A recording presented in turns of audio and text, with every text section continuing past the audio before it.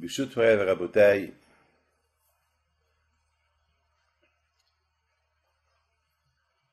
avec la permission d'Hachem, que le bon Dieu vous protège, vous donne la santé et la joie, la prospérité, Keneratson. Bon Hachem, nous avons passé une bonne fête de Pessah. Et bien sûr, toujours après la fête de Pessah, il y a toujours des choses, des enseignements qu'on apprend pendant la fête de Pessah. Vous savez que la fête de Pessah, c'est une fête de Emouna. C'est une fête de notre identité.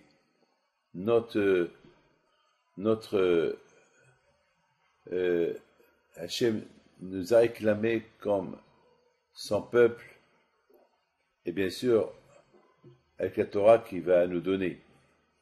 Hachem ne nous a pas libérés simplement pour être des gens libres. Hachem nous a libérés pour une cause, nous donner la Torah. Il faut savoir que la libération de l'Égypte, elle s'est faite à deux niveaux. La première, déjà, Akadosh Baruch Hu nous a montré qui il était, qui était le Dieu, le Créateur, avec tous les miracles qu'il a fait en Égypte, devant les Juifs. Après 400 ans d'esclavage, ils ont découvert qu'il y a Akadosh Baruch Hu. Ça, c'est très important pour pouvoir le suivre et accepter la Torah. Et bien sûr, la deuxième chose était, l'étape la plus importante maintenant, est-ce que les Juifs, ils vont le suivre avec tout ce qu'ils ont vu. Alors avant qu'ils ont quitté l'Égypte, Akadosh Baruch Hu leur a donné des mitzvot. Il leur a dit de faire de manger la matzah, de ne pas manger le hametz pendant 7 jours. Vous savez, c'est pas facile, hein, de ne pas manger du hametz pendant 7 jours. C'est dur. Et c'est ça la chose la plus importante que Akadosh Baruch Hu a voulu voir. Est-ce que les bénis Israël vont le suivre? Et après, bien sûr, il leur a dit de prendre l'agneau pascal. Vous savez qu'à l'époque, les Juifs, ils étaient des idolâtres. Ils croyaient en Dieu, mais ils étaient forcés de faire de l'idolâtrie. Parce que vous savez que les Égyptiens, ils vénéraient les animaux. Et ils ne mangeaient pas les animaux. Alors les Juifs aussi, ils ne pouvaient pas manger les animaux, comme eux. Et ils les respectaient, ils les vénéraient, parce que ils sont des esclaves. Et un esclave, il exécute les ordres de son maître. Donc ils ne pouvaient rien faire, les pauvres. Alors quand je vais au Khou, là, il leur a dit, écoutez, maintenant que vous avez vu ce que j'ai fait, maintenant à vous de montrer de quoi vous êtes capable de faire. Si vous croyez en moi, alors vous allez prendre l'agneau et vous allez l'attacher pendant 4 jours au pied de votre lit, et le 14 Nissan, vous allez l'égorger, vous allez prendre de son sang et la mettre à l'entrée de la porte. C'est dangereux, ça. C'est mettre leur vie en péril. Mais, étant donné qu'ils avaient confiance en Dieu, ils ont écouté Akadosh Baruch Hu. Ils ont fait ce qu'Akadosh Baruch Hu leur a dit de faire. Et Hachem leur a dit, il faut faire la Brit Mila. Parce que vous ne pouvez pas manger l'agneau pascal si vous n'avez pas fait la Brit Mila. Vous imaginez. Et le soir, ils allaient être libres de l'Égypte. Vous imaginez le sacrifice qu'ils ont fait. Et là, ils devaient montrer que vraiment, ils croient en Dieu. Avec tout ce qu'ils ont fait, là, c'est fini. C'est le moment où il est venu pour... c'est-à-dire que tout dépendait de ce qu'ils vont faire. S'ils font ça, eh ben, le soir, ils vont être libérés. Le soir, il y aura la mort des premiers-nés, et Hachem va épargner les premiers-nés juifs, et ce sera la libération imminente de l'Égypte, parce que Pharaon, il va rester le seul premier-né qui ne va pas mourir. Et Hachem, il a averti, il a dit, tout le monde va mourir sauf toi. Il n'y a que toi seul qui ne va pas mourir. Donc ça veut dire que il y avait ici quelque chose de magnifique, quelque chose maintenant de magnifique du côté d'Hachem et du côté de Israël. Hachem, il a fait sa démonstration, il a montré aux yeux de tout le monde qu'il n'y a que lui. Maintenant, au Bnei Israël, de dire oui, il n'y a que toi. Voilà, Rabotaï, la chose qu'on apprend de cette belle histoire qu'on doit raconter à nos enfants. Il faut savoir pourquoi on doit raconter cette histoire à nos enfants. Cette histoire, le but de cette histoire-là, pour que les enfants ils nous posent des questions. Parce que l'histoire, on la connaît. Il y a même une halakha qui dit, une loi qui dit, que si tu as personne à la maison, tu es en train de passer la fête de Pessah seul à l'hôtel, tu es seul, ou tu es quelque part dans le monde, il n'y a personne avec toi, eh bien, il faut te poser la question à toi-même. Il faut dire pourquoi je fais Pessah. Pourquoi? Parce qu'à travers les questions qu'on pose, surtout lorsqu'on pose des questions aux enfants, et les enfants, ils savent que c'est la nuit des questions. C'est pas la nuit que du racontage, qu'on raconte l'histoire, c'est la nuit qu'on pose des questions. Le fait que c'est la nuit qu'on pose des questions, alors ça fait un effet extraordinaire sur la émouna du petit. Et c'est comme ça que le petit, il grandit. Parce que lorsqu'on pose des questions, ça montre qu'on est intéressé. Lorsqu'on ne pose pas de questions, c'est grave. Moi, je peux vous raconter quelque chose. Je sais que quelqu'un qui vient chez moi dit Rabbi David, mon fils il a 13 ans, il va faire sa bar mitzvah, et à Pessah, tout le monde participe à Pessah, tout le monde raconte des questions, et tout le monde pose des questions, et tout le monde répond, et lui, il ne veut pas poser des questions. Et lui, rien ne l'intéresse. Il ne veut pas rentrer dans l'histoire. Je ne savais pas quoi faire. Je ne sais pas quoi lui dire. Je dis, mon fils, peut-être achète-le avec des cadeaux, en même temps que tu lui apportes un cadeau. Peut-être, fais-le intéresser. Jusqu'à que lui-même commence à te poser des questions. Sinon, il y aura un problème de Emouna. Parce que la fête de Pessah, c'est la fête de la Emouna. C'est la fête, c'est pour ça qu'on dit, Hayab Adam le'aot et atzmo kilu yatsa Mitzrayim. Chaque juif, il doit avoir l'obligation, comme s'il était en Égypte, il a quitté l'Égypte. Donc c'est très important qu'il y ait des questions.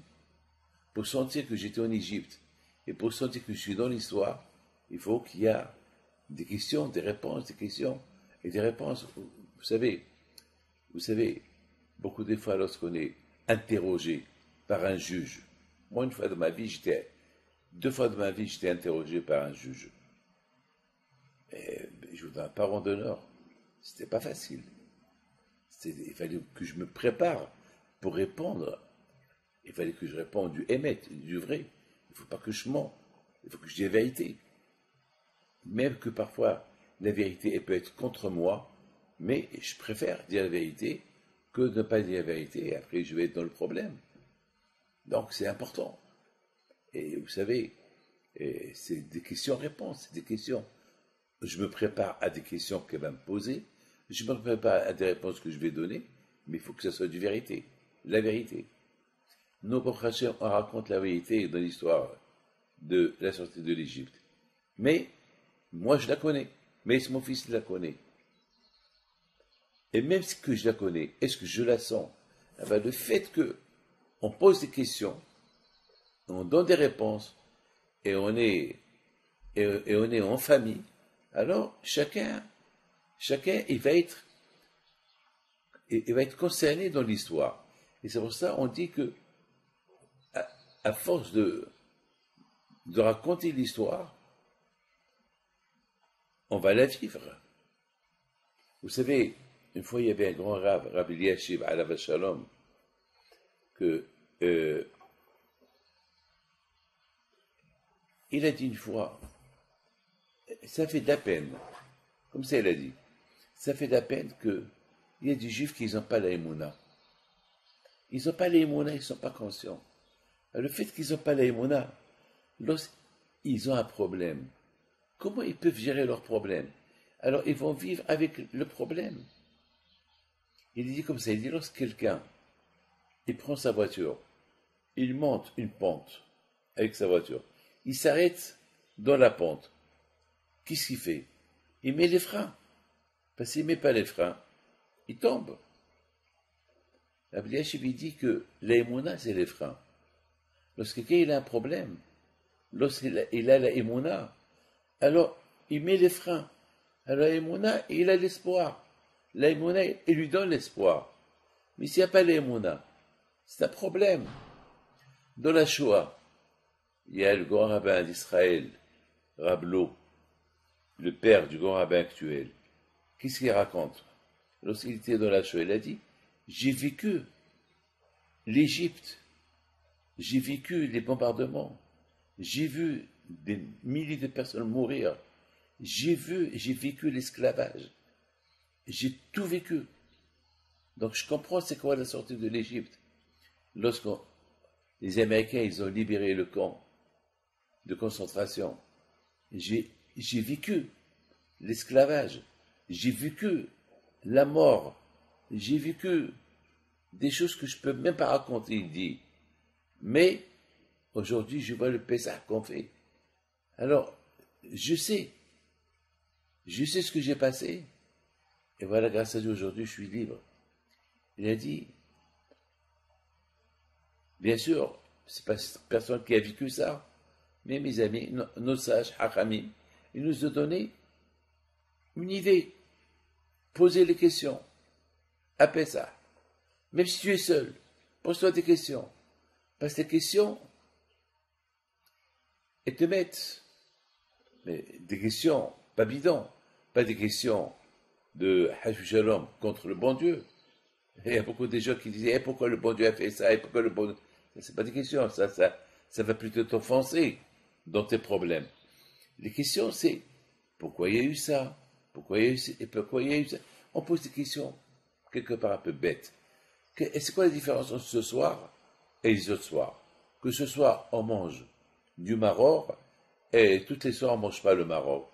Et ce soir, on mange la galette, et toutes les soirs, on mange du pain. C'est des questions un peu. Et pourquoi? Et ce soir, des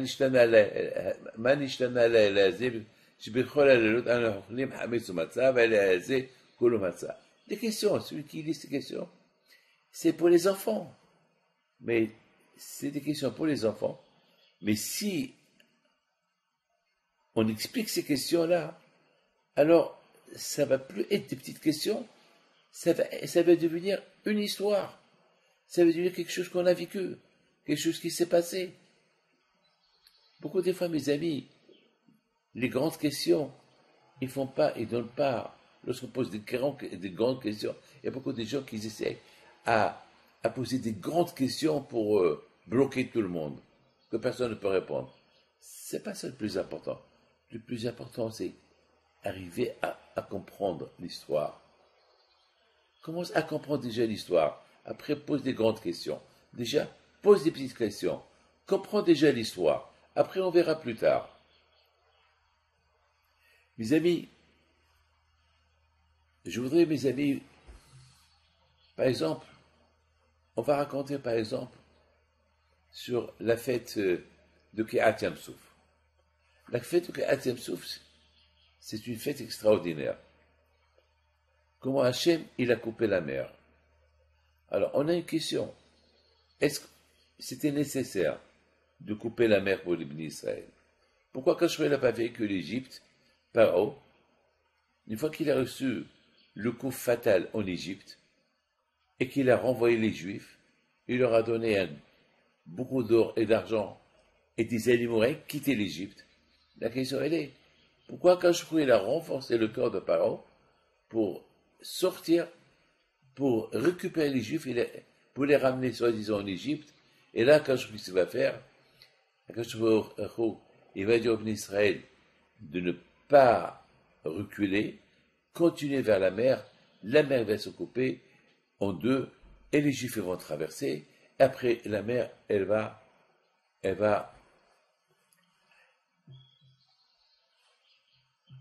va, euh, elle va noyer tous les Égyptiens. Quelle est la raison? Est-ce qu'Hachem, il avait besoin de ça aussi? Pour ça, mes amis, il y a deux raisons, je pense. La première chose c'est que Hachem, il a voulu que le monde entier, il entende ce que Hachem, il a fait aux Juifs. Parce que tous les 10 plaies qui se sont passées, ça s'est passé en Égypte. C'est que les Égyptiens qui ont vu la grandeur de Dieu, mais pas le monde entier. Mais alors ces Juifs, ils ont quitté l'Égypte, et la traversée de la mer du monde entier, elle a gelé. Le monde entier, ils ont vu la mer, il y avait 12 tunnels, des tunnels qui montent jusqu'au ciel. Le monde entier a vu ça. Le monde entier a compris que Hachem, il a libéré les bénis Israël. Le monde entier a couronné Hachem.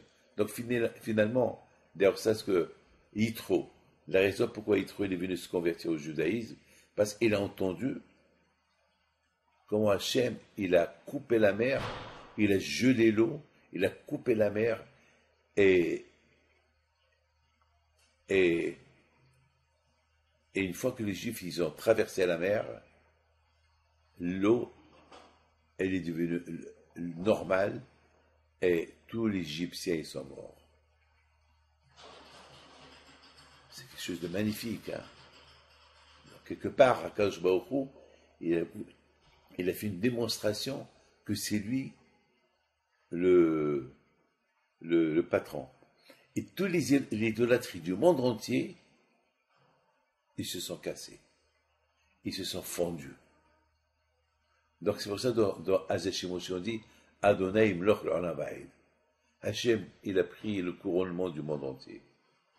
Et c'est écrit, le monde entier a eu peur. Shama amimi gazon, hela hajjwe pelashed, az dibalo aluf edom, ele moav et hazma, namoro kushmek, le monde entier a eu peur de Akadosh Baruch Hu. Donc, vous voyez que c'était important pour Akadosh Baruch Hu maintenant de faire cette démonstration, de libérer le peuple juif, non devant l'Égyptien seul, mais le monde entier a entendu ce qu'Hachem a fait en Égypte et ce qu'Hachem a fait en dehors de l'Égypte. Donc c'est important. Première chose. Deuxième chose, Rabotai, qu'on apprend de Shvei chez Pessah, le 7e jour de Pessah, c'est que Hachem a libéré les Juifs de deux choses. La première chose, déjà, il les a libérés de l'Égypte. En Égypte, ils étaient à presque 49 degrés de Touma, 49 degrés d'impureté. Même qu'ils croyaient en Dieu, mais le fait qu'ils étaient en Égypte, ça dérangeait leur purification. C'est comme une femme qui va au mikvé, mais elle est encore nida. Ça ne marche pas. Pour que le mikvé il peut l'aider, il faut pas qu'elle soit nida. Elle peut pas. Il faut qu'elle compte 7 jours. Et une femme qui va au 6e jour pour faire le mikvé, ça ne marche pas. Elle reste toujours nida. Là aussi, les Juifs en Égypte, ils avaient la émouna en Dieu, c'est vrai. Ils ont sacrifié le sacrifice, le Dieu égyptien. Ils ont fait la Brit Mila. Ils ont fait la galette. Ils ne mangent pas le hametz. Très bien. Mais ils étaient en Égypte, qu'elle était impure. Donc il fallait qu'ils quittent l'Égypte pour qu'ils se sentent libres. Voilà, maintenant, c'est écrit dans la Torah, lorsqu'ils ont quitté l'Égypte, c'est écrit au Bnei Israël Tsibiadrama. Et les Israël, ils sont sortis les mains hautes. C'est extraordinaire. Les mains hautes. Très bien. Très très bien, super. Mais maintenant, il y avait un problème. Ils avaient peur. Donc d'un côté, ils ont quitté l'Égypte. Ils sont plus en Égypte. Ils peuvent souffler. Mais d'autre côté, ils ont peur. Peut-être les Égyptiens vont venir le récupérer. peut-être, alors qu'est-ce qu'il a fait à Akadosh Baruch Hu? Il a fait ce que l'Égyptien, il vient derrière les Juifs pour les récupérer, et Hachem, il les a fait traverser la mer.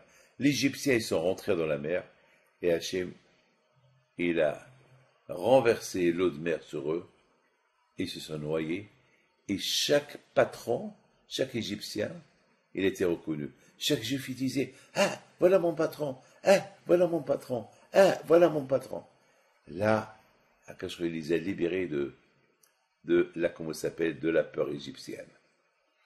Donc, vous voyez, beaucoup de fois, il y a un problème. Quelqu'un qui quitte la prison, tant qu'il n'est pas chez lui à la maison, il n'est pas en sécurité. Et même s'il est chez lui à la maison, il n'est pas en sécurité. Pourquoi? Parce que peut-être, ils peuvent le récupérer, ils peuvent lui dire, hé, on s'est trompé, tu as encore 2 ans de... on s'est trompé de ta libération, il faut que tu as encore 2 ans de prison. Beaucoup de fois, c'est arrivé. Beaucoup de fois, c'est arrivé. Dans le seul moyen, il faut qu'il quitte le pays. Comme ça, il est tranquille. Là aussi, les Juifs, ils étaient en Égypte, très bien. Ils ont été libérés de l'Égypte, très bien. Ils ont vu le miracle d'Hachem, très bien. Mais ils avaient toujours la peur de Pharaon, qui était encore là, était encore vivant. Quel complot il va comploter contre eux? Il y a leurs patrons qui sont encore vivants. Là, Akadosh Baruch Hu, il les a rassurés. Leurs patrons, ils sont morts. Ils les ont vus se noyer. Là, ils sont partis maintenant pour préparer pour se préparer pour recevoir la Torah. Voilà, mes amis, le miracle de Shvei chez Pessah avec Pessah. Donc Pessah et Shvei chez Pessah, c'est le même miracle, la sortie de l'Égypte. Et tout ça pourquoi? Pour se préparer pour recevoir la Torah. Voilà, que le bon Dieu vous protège, Amen, Keratzon.